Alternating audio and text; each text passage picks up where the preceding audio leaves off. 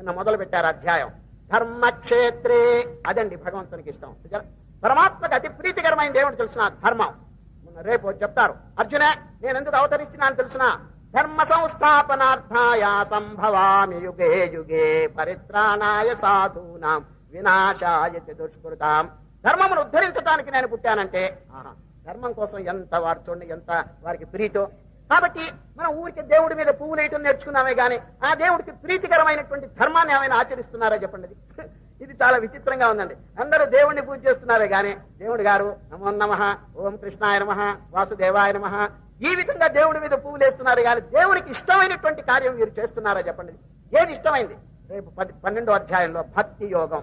భక్తి యోగం అని శ్రీకృష్ణ పరమాత్మ ప్రారంభించి మనం మామూలుగా ఇళ్ల దగ్గర చేసుకునే భక్తి ఏమైనా చెప్పాడా చెప్పండి.